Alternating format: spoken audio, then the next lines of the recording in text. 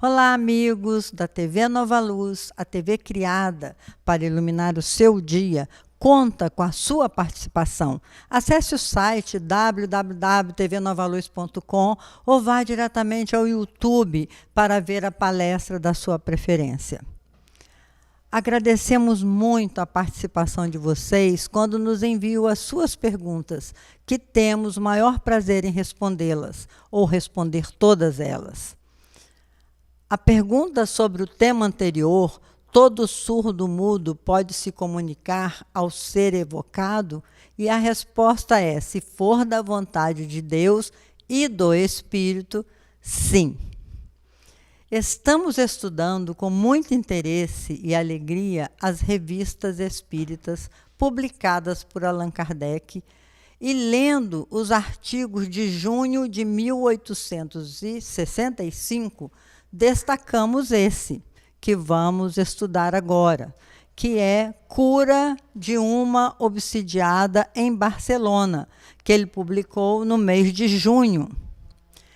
Diz Kardec que a carta do Sr. Delany, publicada em maio de 1865, era uma nova prova da seriedade dos trabalhos espíritas, porque se mencionava a cura de uma obsessão, e devido ao zelo e à perseverança de alguns espíritos sinceros e devotados da cidade de Barcelona.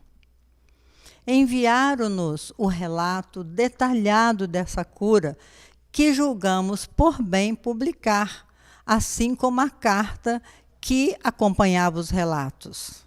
Assim dizia a carta: Senhor e caro mestre, tivemos o privilégio de ter conosco o nosso caro irmão em crença, o Sr. Delany, e lhe demos informações de nossos trabalhos, bem como de nossos esforços para proporcionar alívio a alguns pobres pacientes que Deus se dignou pôr em nossas mãos.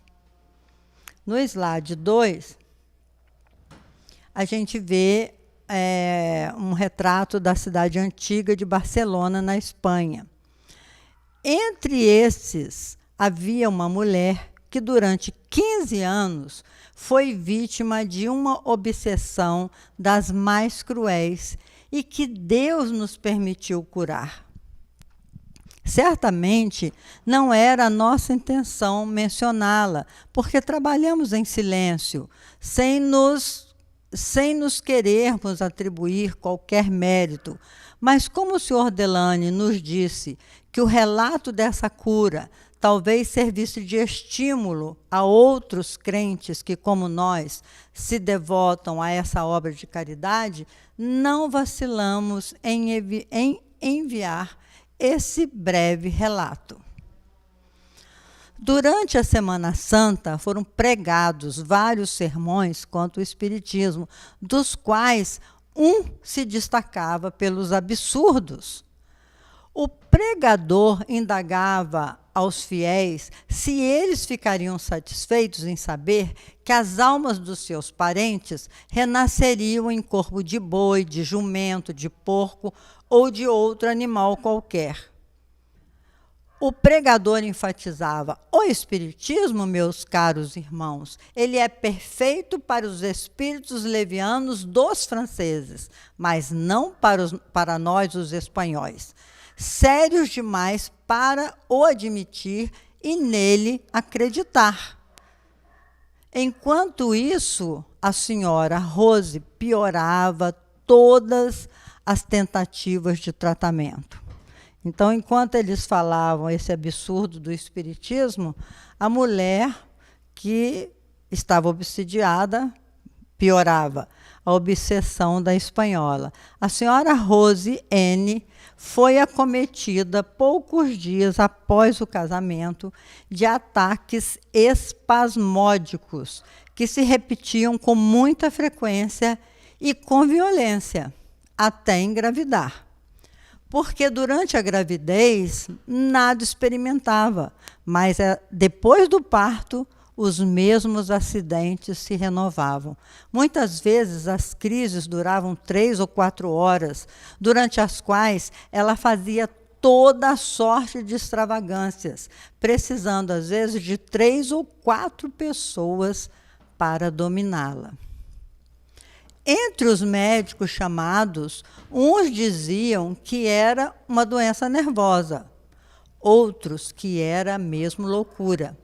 O mesmo sintoma se repetia em cada gravidez, isto é, os acidentes cessavam durante a gestação e recomeçavam após o parto. Isso já durava vários anos. O pobre casal estava cansado de consultar uns e outros e a fazer uso de remédios que não davam o menor resultado. Por vezes, sentia ligeira melhora, que fazia supor uma cura, mas após algumas semanas de trégua, o mal reaparecia com terrível recrudescência. Como algumas pessoas os persuadissem de que um mal tão rebelde deveria ser obra do demônio, eles recorreram ao exorcismo, e a paciente se dirigiu a um santuário distante, 20 léguas, de onde voltou aparentemente tranquila. Ao cabo de alguns dias, no entanto, o mal voltou com muito mais intensidade. Vamos ver no slide 4. Novo tratamento. Ela partiu para outro retiro, onde permaneceu 4 meses, durante os quais ficou tão tranquila que a julgaram curada. Voltou então à sua família, alegre por se ver, enfim, livre da cruel doença. Contudo, meus irmãos, após algumas semanas, suas esperanças novamente foram por água abaixo, já que os acessos voltaram com mais força que nunca. O marido e a mulher já estavam desesperados. Foi em julho de 1864 que um de nossos amigos, irmão em crença, nos deu conhecimento do fato, propondo que tentássemos aliviar ou então curar, quem sabe, essa pobre perseguida, pois a julgava tomada de uma obsessão das mais cruéis. Na ocasião, a doente estava sendo submetida a tratamento magnético, que lhe havia proporcionado um certo alívio. Mas o magnetizador, embora espírita, não tinha meios de evocar o espírito obsessor, por falta de médiuns, e apesar da sua vontade, não podia produzir o efeito desejado, ou seja, libertar a nossa irmã do obsessor. Aceitamos com interesse essa oportunidade de fazer uma boa obra. Reunimos vários adeptos sinceros e mandamos trazer a doente. Bastaram alguns minutos para reconhecermos a causa da moléstia de Rose. Era, com efeito, uma obsessão das mais terríveis. Era um obsessor violento. Tivemos muito trabalho para fazer o obsessor vir a nosso chamado. Ele foi muito violento, respondeu com algumas palavras incoerentes e logo se atirou enfurecido sobre sua vítima, provocando-lhe violenta crise, logo acalmada pelo magnetizador. Na segunda sessão ocorrida, poucos dias depois, pudemos reter por mais tempo o espírito obsessor, que, no entanto, se mostrou sempre rebelde, muito cruel para com a sua vítima. A terceira evocação foi mais feliz. O obsessor conversou de modo familiar. Conseguimos levá-la a compreender todo o mal que fazia, perseguindo essa infeliz mulher, que ele não queria confessar seus erros, e dizia que a fazia pagar uma velha dívida que tinha com ele. Na quarta evocação, orou conosco e se queixou por lá estar contra a sua vontade. Mas na sessão seguinte, foi por sua vontade. Pouco a pouco, a cada nova evocação, exercíamos maior domínio sobre ele e acabamos por fazê-lo renunciar ao mal, que desde a 4ª sessão vinha diminuindo. Na 9ª, tivemos a satisfação de ver as crises cessarem, as crises na mulher. Em cada sessão era aplicada uma magnetização de 12 a 15 minutos, que acalmava totalmente Rose e a deixava num estado de perfeita tranquilidade. Rose passou 9 meses sem crises e voltou às suas ocupações. Apenas uma vez ou outra ela sofria ligeiros abalos, em consequência de alguma contrariedade que não podia dominar, coisas de pessoas normais. É preciso dizer também que ela contribuiu poderosamente para a sua própria cura, por sua fé, seu fervor e sua confiança no Criador e no tratamento, ou seja, nas pessoas que tratavam dela. Tudo isso, meus irmãos, contribuiu para que o obsessor se enchesse de coragem, porque ele temia as provações que teria de sofrer para merecer o perdão. Mas, graças a Deus e com poderoso auxílio daqueles bons guias, o obsessor buscou o bom caminho e fez tudo o que pôde para ser perdoado. Hoje é ele que dá bons conselhos àquela a quem perseguiu por tanto tempo e que é agora robusto e alegre, como se nada tivera. Mesmo assim, de 8 em 8 dias, ela ia submeter-se a uma magnetização, que hoje chamamos de passe. O resgate do obsessor. Eis a sua última comunicação, dada em 19 de abril de 1865. Eis-me aqui. Venho agradecer a paciência e o carinho para comigo. Sem vocês, sem esses espíritos bons e benevolentes aqui presentes, eu jamais teria conhecido a felicidade que agora sinto. Ainda me arrastaria no mal, na miséria. Oh, sim, miséria, continuou ele, porque não se pode ser mais infeliz do que eu era, sempre a fazer o mal e sempre desejoso de o fazer, e só agora eu vejo quanto eu sofria. Nesse mesmo instante, ainda sinto esses sofrimentos, mas não como antes. Hoje é o arrependimento e não a incessante vontade de fazer o mal, ou seja, de revidar o mal que eu sofri. Isso é bem o inferno que está com aquele que faz o mal, como eu fazia. Fiz o mal por ressentimento, por vingança, por ambição. Que ela me perdoe. Dia virá e talvez não custe em que eu lhe poderei ser útil, concluiu o espírito.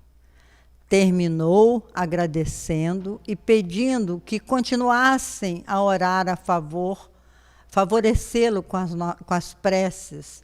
Pediu ainda perdão pelo trabalho que ele havia dado àquele grupo.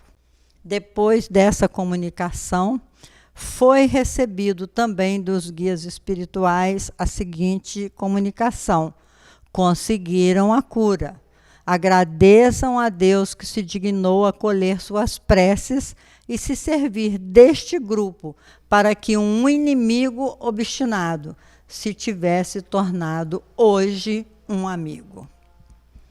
E podem ter certeza, meus irmãos, de que um dia esse espírito fará tudo o que for possível por essa pobre família que por tanto tempo atormentou. Mas vocês, caros filhos, não abandonem o perseguidor nem a perseguida. Ambos precisam ainda da assistência de vocês. Isso aí ainda é a fala do guia. Um para ficar no bom caminho que tomou, a outra para dissipar totalmente o fluido malsão que a envolveu por tanto tempo. Ao completarem esta obra, devem se preparar para as que ainda virão. Sejam firmes. Essa tarefa é espinhosa, é verdade, mas também, se não desistirem, será a grande recompensa de vocês. Tudo isso são palavras do guia. Estudar e deduzir. No Espiritismo, como em toda ciência, sempre há algo a aprender. Ora, é pelo estudo, pela observação e pela dedução dos fatos que se aprende, diz Kardec. Em nossa opinião, a opinião de Kardec, é um meio de cativar a atenção das pessoas sérias uma primeira observação a fazer sobre a carta relatada acima e que, a exemplo dos que compreendem a doutrina em sua pureza, seus adeptos fazem abnegação de todo amor próprio. Não se exibem e nem procuram brilhar. Fazem o bem sem ostentação e sem vangloriarem das curas que obtêm, porque sabem que não as devem ao seu talento, nem a seu mérito pessoal, e que Deus lhes pode retirar esse favor quando lhe aprouver. E o único meio de granjear o apoio dos espíritos bons, que deixam o orgulho aos espíritos orgulhosos. Então, Kardec faz aí uma recomendação para que a gente se torne cada vez mais humilde. Os casos de cura como este, como os de outros, não menos meritórios, sem dúvida são um encorajamento. São também excelentes lições práticas que mostram a que resultado se pode chegar pela fé, pela perseverança e por uma sábia e inteligente direção. O que não deixa de ser bom ensinamento é o exemplo da modéstia, da humildade e do completo desinteresse moral e material. Nos centros animados de tais sentimentos é que se obtém esses resultados maravilhosos, porque aí se é verdadeiramente forte contra os espíritos maus. A força declina quando o bem se faz exclusivamente pelo bem. Notemos igualmente que é nos centros verdadeiramente sérios que se fazem os mais sinceros adeptos, porque os assistentes são tocados pela boa impressão que recebem, ao passo que nos centros levianos e frívolos só se é atraído pela curiosidade, que nem sempre é satisfeita. São os mais sólidos sustentáculos da doutrina, o bem pelo bem e a humildade. Suponhamos que a mulher Rose tivesse acreditado nas asserções do pregador e que tivesse repelido o espiritismo, o que teria acontecido? Não teria se curado.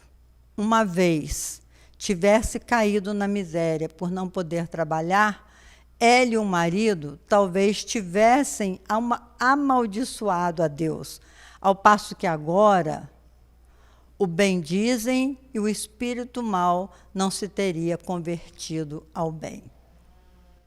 Do ponto de vista teológico, são 3 almas redimidas pelo espiritismo neste caso, e o pregador teria deixado que se perdessem.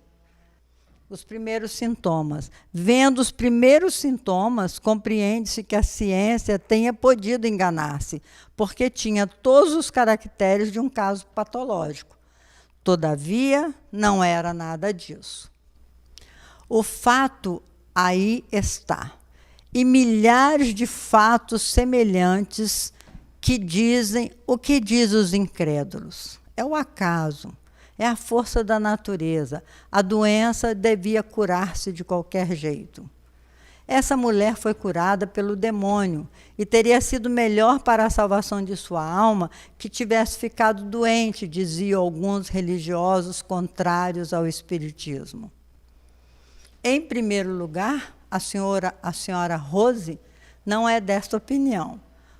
Como, por isso, agradece a Deus e não ao demônio, ora e faz boas obras, absolutamente não julga comprometida a sua salvação.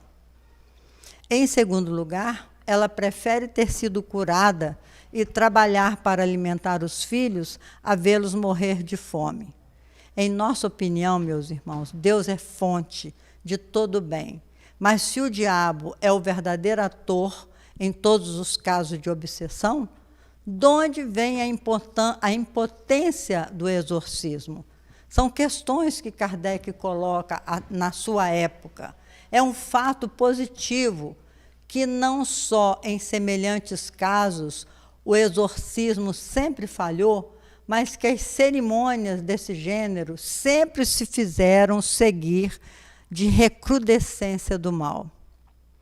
Eis a razão, em primeiro lugar, o retorno do obsessor ao bem e, por conseguinte, a cura do doente. E isto é um fato material. Prova que não é um demônio, mas um espírito mau suscetível de se tornar melhor. Em segundo lugar, no exorcismo, só lhe contrapõe palavras e sinais materiais, na virtude dos quais acreditam, mas que o espírito não se leva em nenhuma conta.